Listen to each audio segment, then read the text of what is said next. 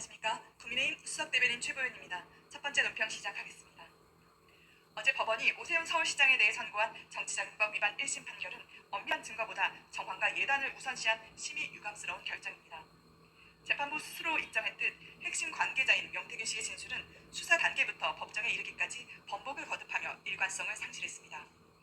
법과 원칙에 따른 형사재판이라면 모호하고 신빙성 없는 진술 대신 객관적이고 엄밀한 증거가 판단의 기준이 되었어야 합니다. 그럼에도 서울시장 측은 박탈하는 중형을 선고한 것은 증거재판주의라는 대원칙을 저버린 예단 중심의 판결이라 하지 않을 수 없습니다. 더욱이 국민은 묻고 있습니다. 야당 단체장에 대해서는 일관성 없는 진술마저 잣대로 삼아 엄벌을 내리면서 왜 이재명 대통령과 여권 인사들을 향한 무수한 재판과 수사는 멈추어서 있거나 한없이 느슨한 기준을 적용합니까? 이와 같은 야당 유죄, 여당 무죄식의 불공정한 사법 잣대는 사법부에 대한 국민적 신뢰를 스스로 무너뜨릴 뿐입니다. 오세훈 시장은 지난 선거에서 1,000만 서울 시민의 압도적 선택을 받은 당선인입니다. 신중하지 못한 사법적 판단으로 민의를 흔들고 서울시정의 연속성을 저해하는 것은 민주주의의 근간을 위협하는 일입니다. 국민의힘은 항소심 재판부가 오직 법과 증거에 따른 판단으로 이번 판결의 문제점을 바로잡고 사법부의 독립성과 공정성을 증명해 주시기를 강력히 촉구합니다. 형사재판은 추측이나 정황이 아니라 객관적 증거로 판단해야 한다는 법치주의 원칙이 반드시 확인되어야 합니다. 국민의힘은 진실이 밝혀질 때까지 국민과 함께 서울시정을 지키고 법치주의를 바로 세우는 데 최선을 다하겠습니다. 다음 논평 이어가겠습니다. 청와대가 보안수사권 논쟁을 조기에 결론 내라 라고 재촉한 지 하루 만에 민주당 지도부가 완전 패지를 못 박았습니다. 마지막에 마지막까지 치열하게 토론하겠다라던 한병도 대표 직무대행 겸 원내대표는 돌연 당내에 어떤 이견도 없다라며 논의를 일방적으로 끝냈습니다. 실상은 정반대입니다. 지난 14일 정책위총 발언자 14명 가운데 9명이 일부 존치를 주장했고 의원 11명은 사회적 약자와 민생범죄에 한해 제한적으로 보안수사를 허용하는 법안까지 발의했습니다. 당시 토론에 참석했던 전문가조차 지도부의 폐지 강행 직후 이미 정해놓은 결론이라면 토론을 왜 했는가 라며 민주당의 기만적 행태를 질타했습니다. 청와대의 재촉 한마디에 국민 여론도 당내 이견도 전문가의 제언도 모두 묵살됐습니다. 국민 과반이 폐지에 반대하고 대통령과 법무부조차 신중한 태도를 보여온 사안입니다. 그런데도 민주당은 처리 시한을 8.17 전당대회 이전으로 못 받고 밀어붙이고 있습니다. 당권 경쟁 갈등을 조기에 봉합하겠다는 정략적 계산에 국가 형사사법체계를 제물로 바친 것입니다. 국민의 형사사법체계는 당권 경쟁의 흥정물도 과거 정치적 회한을 풀기 위한 도구도 아닙니다. 억울한 피해자를 지키는 현재의 안전망입니다. 한 원내대표가 없애겠다는 작은 빈틈이야말로 부실, 축소, 은폐 수사에 가로막힌 국민에게는 마지막 구제 통로입니다. 장윤기 사건이 이를 처참하게 증명했습니다. 경찰 수사의 지휘부인 국가수사본부마저 사건 축소 은폐 의혹에 휩싸였습니다. 검찰의 보안 수사가 없었다면 경찰이 놓치거나 덮은 범죄 정황은 그대로 묻힐 뻔했습니다. 경찰 지휘부조차 불신받는 상황에서 같은 경찰에 다시 수사하라고 요구하는 보안 수사 요구권만 남기는 것은 부실, 은폐 수사에 면죄부를 주는 것과 다르지 않습니다. 어느 수사기관도 무오류일 수는 없습니다. 그렇기에 기관 간 견제와 교차 검증이 필요합니다. 검찰의 잘못은 보안수사권을 없애야 할 근거가 아니라 어느 한 기관에도 수사권을 독점시켜서는 안 된다는 근거입니다. 국민의힘은 이미 보안수사권을 존치하고 경찰의 독단적인 사건 종결을 견제하는 범죄 피해자 보호 3법을 소속 의원 전원 명의로 발의했습니다. 흉악 범죄와 사회적 약자 대상 범죄에서만큼은 수사기관 간 교차 검증이 작동하도록 한 현실적 대안입니다. 민주당은 청와대의 시간표와 전당대회 셈법에 국민의 안전망을 끼워 맞추는 폭주를 멈추십시오. 정치적 구호를 앞세워 부실 수사의 대가를 국민에게 떠넘기는 것은 개혁이 아니라 개악일 뿐입니다. 다음 논평 이어가겠습니다. 국가수사컨트롤타워를 자처하던 국가수사본부가 살인범 장윤기의 범죄를 은폐하다 검찰과 자치특별수사단의 동시 압수수색을 받는 사상 초유의 사태가 벌어졌습니다. 특히 광주경찰청장 출신인 박성주 전 국수본부장이 성범죄와 살인사건을 병합하지 말고 분리수사하도록 직접 지시한 SNS 메신저 대화록까지 확보되었습니다. 수사에 주체해야 할 국수본 지휘부가 진실을 덮으려 한 정황이 적나라하게 드러난 만큼 국수본은 이제 수사기구가 아닌 중대한 범죄 대상일 뿐입니다. 성폭행과 살인을 병합수사하자는 현장 수사팀의 세 차례의 요청을 국사한 주체가 다름 아닌 국수본 최상부였습니다. 현장 감시 영상 삭제 지시 의혹부터 상부의 분리수사 지시까지 이것이 단순한 부실수사입니까? 아니면 조직적 범죄 은폐입니까? 국수본 지침에 따른 분리수사 결과 피의자 장윤기는 중범죄인 강간 등 살인이 아닌 단순 일반 살인 혐의로 축소되어 검찰에 넘겨졌습니다. 그래놓고 내놓은 기한 내 송치가 어려웠다라는 구차한 변명은 국수본의 존재 이유가 진실규명이 아닌 실적 포장과 범죄자 혐의 축소에 있었음을 스스로 자인한 뿐입니다. 이번 사태는 이재명 정권이 졸속 추진한 검수완박의 민낯을 고스란히 보여주고 있습니다. 첫째, 자정 기능을 잃은 국수본을 간판만 유지할 바에야 차라리 폐지하는 것이 최소한의 상식입니다.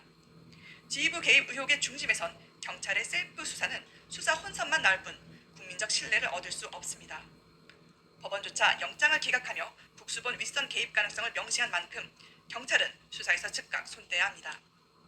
증거와 사법부 판단이 명백한 이상 검찰은 국수본 지휘라인 전반에 대한 체포 등 강제 수사에 즉각 착수하십시오. 둘째, 10월 감행될 검찰 수사권 완전 박탈은 국민을 위험으로 몰아넣는 폭거입니다. 검찰 수사권이 박탈되면 제2, 제3의 장윤기 사건에서 발생하는 경찰 지휘부의 무능과 은폐 의혹은 도대체 누가 수사합니까? 공수처는 경무관 이상만 수사할 수 있어 수사관들의 비리와 조직적 진실 은폐를 견제할 기관이 대한민국에서 완전히 사라집니다.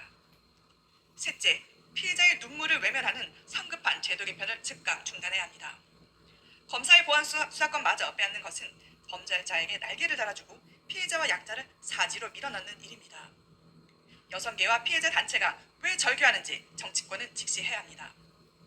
지금 필요한 것은 검찰 폐지가 아니라 살인범죄를 은폐한 국수본의 전격 폐지와 검사의 수사지휘권, 보안수사권 완전 복원입니다. 국민의힘이 발의한 법안대로 관련 법안 시행을 최소 1년 이상 유예하고 수사구조 개혁 전반을 냉철하게 재검토해야 합니다.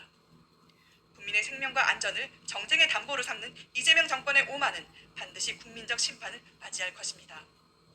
국민의힘은 억울한 피해자가 눈물 짓지 않는 정의로운 사법 시스템을 세우기 위해 벼랑 끝에선 법치주의를 끝까지 지켜내겠습니다. 다음 논평 이어가겠습니다. 이재명 대통령이 오늘 부동산 정책 대토론회를 엽니다. 국민과 정책 방향을 논의하겠다곤 하지만 지금 국민이 듣고 싶은 것은 정부의 정책 설명이 아닙니다. 왜 부동산 시장의 불안이 지속되고 왜 국민들이 집 한 채 사고 파는 일조차 갈수록 어려워졌는지 그 현실을 정부가 있는 그대로 인정하는 것입니다. 공교롭게도 토론회를 앞두고 대통령 본인의 아파트를 매도하는 과정에서 보여준 행보는 이재명 정부 부동산 정책의 모순을 적나라하게 증명했습니다. 대통령은 소유권을 먼저 이전하고 거액의 근저당을 설정했습니다.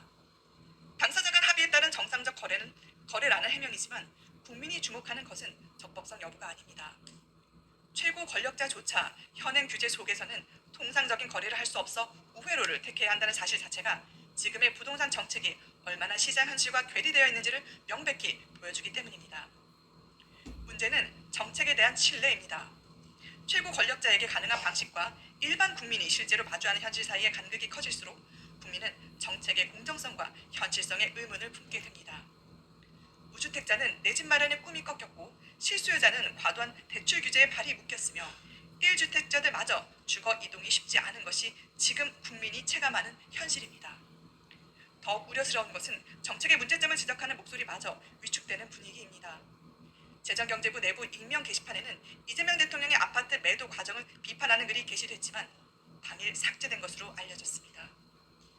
정치적 중립과 게시판 운영 지침을 이유로 들었지만 대통령을 향한 비판이 신속히 사라진 모습을 보며 공직사회가 어떤 메시지를 받아들이겠습니까?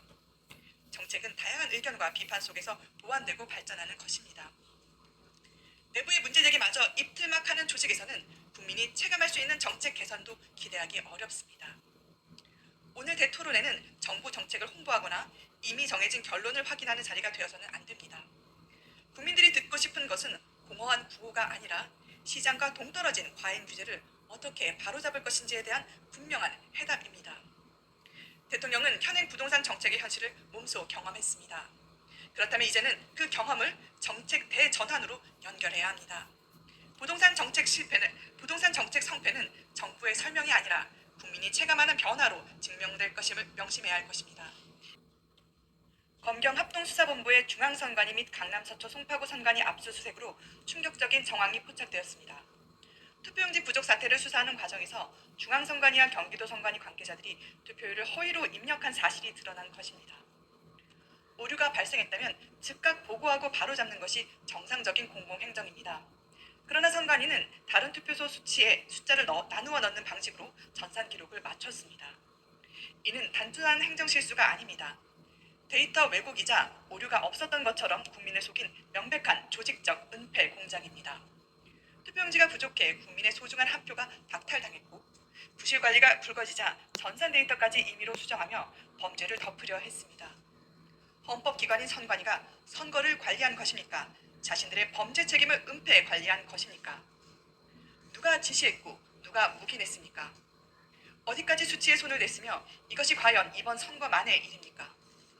중앙선관위 서버의 접속 및 수정 기록 전체를 열어 투표율뿐만 아니라 선거 전산 전반을 철저히 검증해야 합니다. 더 분노스러운 것은 국정조사가 사실상 끝난 바로 다음 날 이러한 중대한 범죄 정황이 드러났다는 점입니다. 위철한 중앙선관위원장 직무대행의 위증과 핵심 증인들의 진술 번복, 관련 기관의 비협조 속에 진상은 여전히 가려져 있습니다. 지금은 국정조사를 종결할 때가 아니라 본격적인 강제 수사와 검증을 시작할 때입니다. 더불어민주당은 즉각 국정조사 기간 연장에 합의하십시오. 추진 중인 특검 역시 수사 범위를 단순히 투표용지 부족 사태라는 하드웨어적인 문제에만 가둬서는 안 됩니다. 중앙선관위 서버 검증과 투표율 허위 입력 및 전산 조작 정황을 특검 수사 대상에 반드시 명시해야 합니다. 성역 없는 특검을 통해 한 점 의혹 없이 진상을 철저히 밝혀내는 것만이 무너진 선거 신뢰와 민주주의 법치를 회복하는 유일한 길입니다. 다음 논평 이어가겠습니다. 100분간 이어진 부동산 정책 토론회는 결국 이미 답을 정해놓고 명분만 쌓으려 한 답정너 여론몰이 쇼에 불과했습니다. 국민과 소통하겠다는 허울 좋은 타이틀을 내걸었지만 정작 현장의 절규와 시장의 경고는 외면한 채 정부의 정책 실패를 정당화하는 데 그쳤습니다. 지금 국민이 원하는 것은 일방적인 정책 자랑이나 훈계가 아닙니다.